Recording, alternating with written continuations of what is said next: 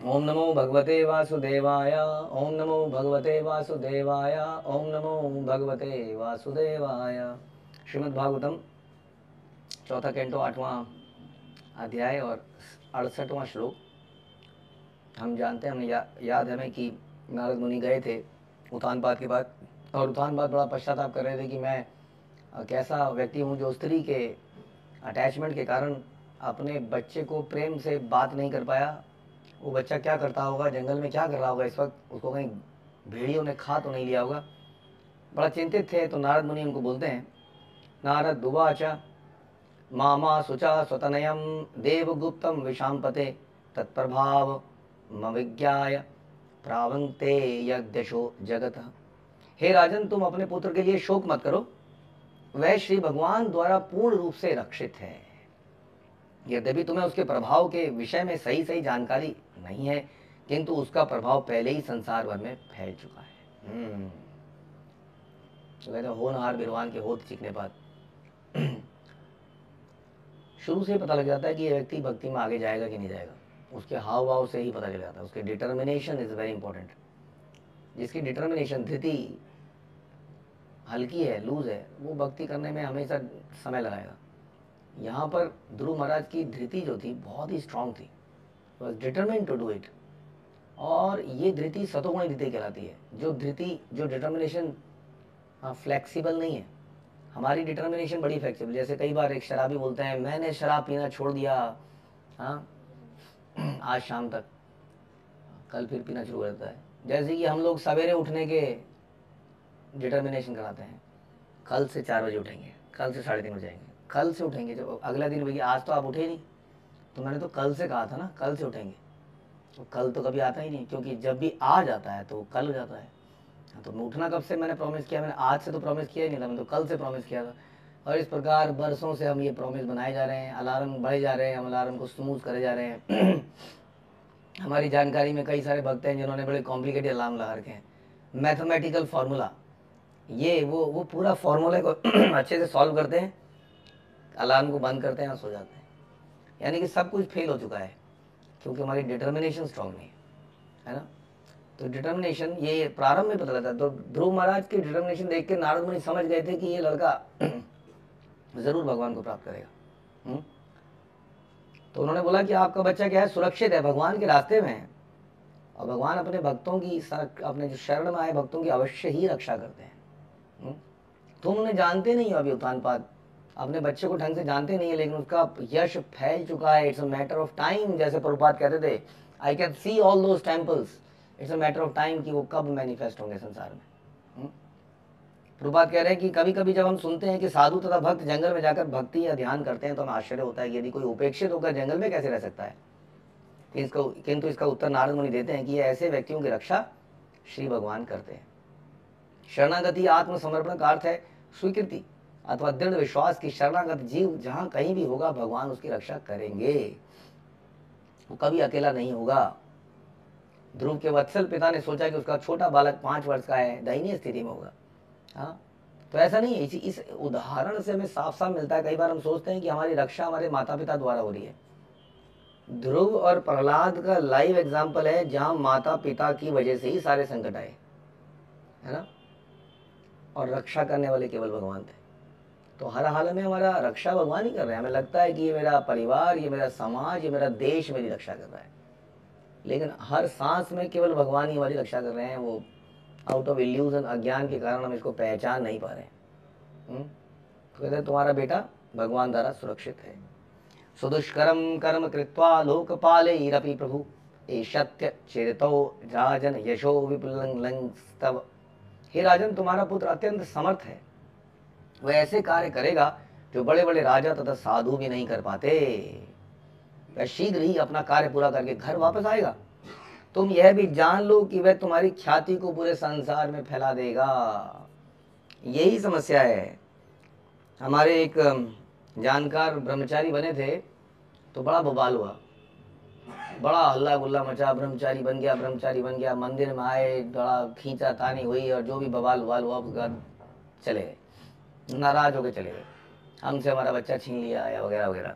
बड़े समाज में मैं क्या मुंह दिखाऊंगा, मुझे शर्म आ रही है, वगैरह वगैरह बहुत कुछ हुआ। और क्या हुआ, धीरे धीरे धीरे धीरे समय बीता, बाकी बच्चे भी थे, बाकी बच्चों से वो प्यार मोहब्बत नहीं मिल पाई, लेकिन ये जो बच्चा था जो ब्रह्मचारी बना था, ये बहुत बड़ा प्रीचर बन गया। अब ये बहुत बड़ा प्रीचर बन गया तो जगह जगह जहाँ जाए वहाँ सम्मान हो। अब एक बार ये अपने माता पिता के घर में उसके बाद गया कुछ सालों बाद, और वहाँ पर इन्होंने कुछ भागवतम कथा करी, और सारा गांव आके पैर पे लेट गया, पैर छुए, और कोई पैसे रखे, कोई सामान दे, और क्या क्या नहीं किया लोगों ने। उस दिन उनके पिता की आँख खुल गई। हाँ, ये इसी बेटे ने कुछ किया वास्तव में। बट ये जो समय है ना, ये कुछ सालों का समय, ये बड़ा मुश्किल हो जाता है हमारे लिए। हमें लगता है ये बर्बाद हो गया बच्चा हमारा। हाँ, धीरे धीरे लोगों की रियलाइजेशन यही है, वास्तविक ख्याति यही है कि हमारा संबंधी, हमारा परिवार का व्यक्ति का कोई भक्त बन जाता है तो बड़ी सम्मान की बात है, क्योंकि वो हमें तार देगा वास्तव में। लेकिन समाज में ऐसा है कि अगर वो इंजीनियर नहीं बना, वो डॉक्टर नहीं बना, तो उसने हमारा नाक कटवा दी। अरे भक्त तो क्या है, भक्त बन लिया तो क्या कर लिया तुमने, है ना। इस प्रकार से यहाँ ही बता रहे हैं कि ये बेटा तुम्हारा पूरे संसार में नाम फैला देगा। आज की डेट में हम उत्थानपाद को क्या जानते हैं? उत्थानपाद मतलब ध्रुव के पिता, इसी नाम से जानते हैं हम। उत्थानपाद को वो नहीं जानता है, जितने भी लोग जानते हैं अगर, तो ये जानते हैं हाँ ध्रुव महाराज के पिताजी थे। तो ऐसा नाम यश किया उसने, क्यों? क्योंकि उसने भगवान को प्राप्त किया। यही वास्तविक यश है। लेकिन संसार में बहुत ज़्यादा इल्यूजन फैल चुका है। स्कूल कॉलेजेस किसी और आधार पर चल रहे हैं, माता पिता किसी और डिग्रियों पर प्रसन्न है। वो उनको सामने भक्त, उसका चरित्र, ये डज नॉट मैटर, है ना। What matter is ultimately money, money is Honey, यही है सबसे इम्पोर्टेंट चीज़। लेकिन हमारे सबके सामने ये सच्चाई सामने आती है फिर एक दिन बड़े कड़वे तरीके से, जैसी यहाँ पर आ रही है। तुमने तो उसको निकाल दिया, लेकिन वो भगवान द्वारा सुरक्षित है। वो कुछ ऐसा कार्य करेगा कि संसार भर में तुम्हारी ख्याति फैला देगा। इसलिए भक्ति स्नान। अब इवन प्रभुपाद का देखिए, प्रभुपाद की जो मदर थी वो चाहती थी कि वो बैरिस्टर बने लंदन में जाके। प्रभुपाद बैरिस्टर तो क्या बने, लंदन को अपनी मुट्ठी में कर लिया उन्होंने, है ना। बड़े बड़े लंदन के लोगों ने बड़े बड़ी ज़मीनें उनके आगे चरणों पे फेंक दी। आज लंदन में बड़ी बड़ी जगहों पे, मेन स्ट्रीट्स में, वहाँ मंदिर है हमारे। और कौन सी दुनिया में ऐसी जगह है बनी। एक बैरिस्टर अगर वो लंदन में बनते तो कितना, इतना बड़ा, इतनी बड़ी प्रॉपर्टी बना लेते संसार में, इतना नाम कमा लेते। लेकिन उन्होंने सब कुछ भगवान के लिए बनाया। तो यही अंतर है एक भक्त में। और जो शॉर्ट रन में लगता है कि बहुत बड़ा लॉस हो गया जी, हमारा बच्चा बहुत पैसा कमा लेता, लेकिन माता पिता को ये लगता है अरे लड़के को इन्होंने फंसा दिया है, सारा पैसा डोनेशन दे देता है, अपने लिए कुछ रखेगा नहीं रखेगा। परिवार वाले भी ऐसा सोचने लगते हैं। तो इस प्रकार से यहाँ बता रहे प्रभुपाद कि इस श्लोक में नारद मुनि ने ध्रुव महाराज को प्रभु कहा है। यह शब्द भगवान के लिए प्रयुक्त होता है। कभी कभी गुरु को प्रभुपाद कहकर संबोधित किया जाता है। प्रभु का अर्थ है श्री भगवान और पाद का अर्थ है स्थान। वैष्णव दर्शन के अनुसार गुरु श्री भगवान का स्थान ग्रहण करता है। हाँ, प्रभु का अर्थ है भगवान और पाद का अर्थ है स्थान, भगवान के स्थान को लेने वाला। हाँ, प्रभुपाद। तो ऐसा वैष्णव दर्शन के अनुसार गुरु जो है वो प्रतिनिधि है भगवान का। ध्रुव महाराज को भी यहाँ पर प्रभु कहा गया क्योंकि वैष्णव विचारधारा के आचार्य हैं। प्रभु का दूसरा अर्थ है इंद्रियों के स्वामी। हाँ, इस एक अन्य महत्वपूर्ण शब्द सुदुष्कर्म कर पाना अत्यंत कठिन है। कर पाना अत्यंत कठिन। आखिर वह कौन सा कार्य था जो ध्रुव कर रहे थे जो बड़ा कठिन है, लेकिन ये कर डालेंगे। तो एक तो प्रभु का मतलब बताया कि प्रभु मतलब भगवान भी है, इंद्रियों का स्वामी भी है। ये भी कह सकते हैं आप मेरे प्रभु हैं, मेरे स्वामी हैं, ऐसा भी कह सकते हैं। कई लोग चिढ़ जाते हैं कि आप एक दूसरे को प्रभु क्यों कहते हो। मेरे को तो लगता है इस्कॉन ही ऐसी संस्था है जहाँ पर भगवान को, किसी आम व्यक्ति को भगवान बोलने पर सबसे ज़्यादा डंडे पड़ते हैं। कोई व्यक्ति, कोई गुरु अपने आप को भगवान बोलने लग जाए तो कैसे हम एक दूसरे को भगवान बोलेंगे। दैट इज कॉल्ड लाइक गोपिर भरतुर पद कमले उदास दास अनुदास कि I am servant of your, हाँ मेरे प्रभु मेरे स्वामी, या जैसा बताया प्रभुपाद ने इंद्रियों के स्वामी। So we are all trying to control our senses. उसके अलावा सुदुष्कर्म कह रहे हैं कि ध्रुव महाराज कुछ ऐसा कार्य करेंगे जो बड़ा कठिन है ना। इस संसार में कठिन से कठिन एग्जामिनेशन पास करने पर बड़ी ख्याति होती है, लेकिन सबसे कठिन एग्जामिनेशन है भगवान को प्रसन्न करना। तो वो इस सबसे कठिन कार्य को करेंगे और उत्तानपाद का नाम करेंगे। मैत्रेय उवाच, मैत्र ने कहा इति देवर्षिणा प्रोक्तम विश्रुत्य जगतीपति राजलक्ष्मी मनादित्य पुत्रमेवान वचिन्त्यत। नारद मुनि से उपदेश प्राप्त करने के बाद राजा उत्तानपाद ने अपने अत्यंत विशाल एवं ऐश्वर्यमय राज्य के सारे कार्य बंद कर दिए और अपने पुत्र के ध्रुव के विषय में ही सोचने लगे। ये भी अच्छी बात है। किसी भक्त का चिंतन करना इज एज गुड एज भगवान का चिंतन करना, है ना। तो उत्तानपाद को पश्चाताप तो हो ही रहा था, तो इट इज गुड कि पश्चाताप कुछ हम कार्यों के द्वारा पश्चाताप करें, खाली सोचने से तो क्या होगा। अब ये अपने उस बेटे के बारे में चिंतन कर रहे हैं, सोच रहे हैं, और बहुत ही जल्दी वो बेटे वापस भी आएंगे, बट कुछ करके आएंगे। तो इन्होंने इस राजकाट के अपने कार्यकाज बता रहे हैं कि बंद कर दिए और ध्रुव के विषय में सोचने लगे।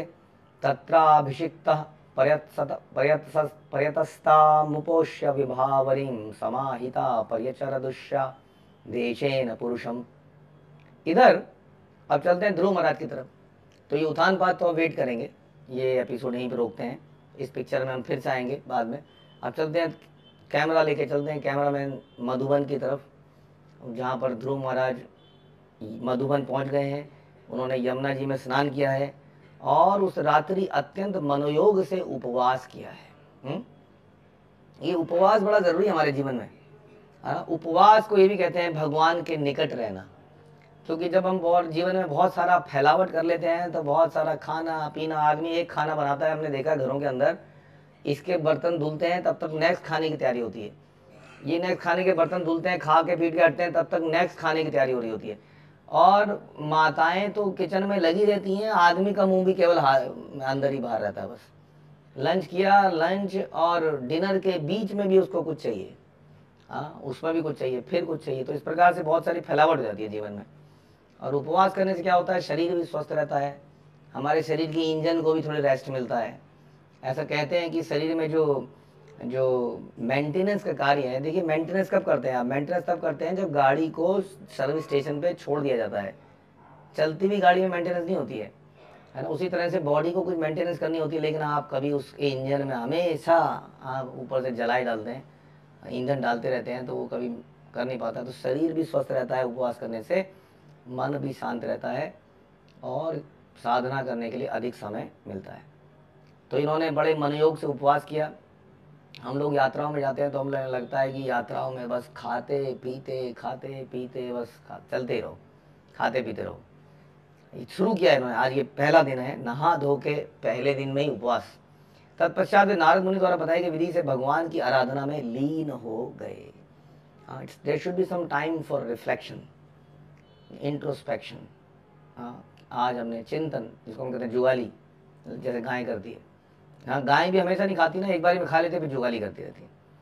इसलिए हमारे पास जीवन में चिंतन करने का समय जरूर होना चाहिए, where we are thinking. At least lecture सुनते हुए कम से कम हम चिंतन करें, कम से कम सोते हुए ना सुने, कम से कम इतने समय पर हम चिंतन करें कि जीवन का लक्ष्य क्या है, पर्पस क्या है, करना क्या है। तो इन्होंने अब जंगल में जाने का यही लाभ है, कि अब इन्होंने सब कुछ अपनी इंद्रियों के दरवाजे बंद कर दिए, जो कि शहरों में बहुत सारी चीज़ें खुली रहती हैं। और इन्होंने गुरु के कहे हुए शब्दों पे मेडिटेट किया। क्या क्या बोला था मेरे गुरु ने, सारे गुरु के शब्दों पे मेडिटेट किया और उसको करना शुरू किया। विश्वनाथ चक्रवर्ती का उपदेश है कि यदि हम भगवान के धाम को वापस जाना चाहते हैं तो गुरु के आदेशों को बड़ी गंभीरता से लेना चाहिए। सिद्धि का यही मार्ग है। विश्वनाथ चक्रवर्ती ठाकुर ने ही लिखा है हमारा जो गुरुवाष्टकम, जिसमें उन्होंने लिखा कि यस्य प्रसादात् भगवत प्रसाद। सिद्धि प्राप्ति के विषय में तनिक भी चिंता नहीं होनी चाहिए, क्योंकि जो गुरु के आदेशों का पालन करता है वह अवश्य ही सिद्धि प्राप्त करेगा। Don't doubt. क्या मुझे प्रभुपाद ने सब कुछ बता दिया, कुछ रह तो नहीं गया, पता नहीं इस्कॉन में सब कुछ बताया भी जा रहा है कि नहीं बताया जा रहा है, ये चीज़ें इतनी इंपॉर्टेंट नहीं है। सिद्धि के बारे में चिंता मत कीजिए। यदि आप गुरु के आदेशों का पालन कर रहे हैं तो सिद्धि देना भगवान का काम है। वो यदि आपसे प्रसन्न होंगे कि ये गुरु परंपरा को फॉलो कर रहा है एज इट इज, तो वो देंगे आपको। इट डज नॉट मैटर कि आप 16 माला कर रहे हैं, 192 माला कर रहे हैं। व्हाट इज इंपॉर्टेंट कि आप गुरु के आदेश का पालन कर रहे हैं कि नहीं कर रहे हैं, जितना उन्होंने बताया उतना कर रहे हैं कि नहीं कर रहे हैं, उस भाव से कर रहे हैं कि नहीं कर रहे हैं, ये ज़्यादा इंपॉर्टेंट है। तो गुरु अपने प्रत्येक शिष्य को विशेष आदेश देने में दक्ष होता है, और यदि शिष्य उस आदेश को कार्य रूप में परिणित कर देता है तो वही सिद्धि का मार्ग है। ये बड़ा इंपॉर्टेंट है। हम लोग भूल जाते हैं, हमें लगता है कि हमें मिल गया मंत्र मिल गया, टोटका मिल गया, मिल गई मिल गई मिल गई दीक्षा मिल गई कंठी मिल गई, इससे काम नहीं चलेगा। यहाँ बता रहे हैं कि व्हाट इज इम्पोर्टेंट इज कि हम गुरु को प्रसन्न कर पा रहे हैं कि नहीं कर पा रहे हैं, वहीं से सिद्धि प्राप्त होगी। क्योंकि सिद्धि देना भगवान का काम है, और भगवान तब सिद्धि देते हैं जब हम गुरु को प्रसन्न करते हैं, गुरु परंपरा को प्रसन्न करते हैं। तो इस प्रकार ऐसा लगता है कि ध्रुव महाराज एकदम से लग गए हैं अपने गुरु के कहने पर। हाँ, अब वो पूरा प्रोसेस क्या रिपीट कर पाएंगे जो उन्होंने बताया गया था, वो हम देखेंगे जंगल में जाके। इसका आंखों देखा हाल हम आपके सामने अगले प्रवचन में प्रस्तुत करेंगे। हरे कृष्णा। श्रील प्रभुपाद की जय। ग्रंथराज श्रीमद् भागवतम की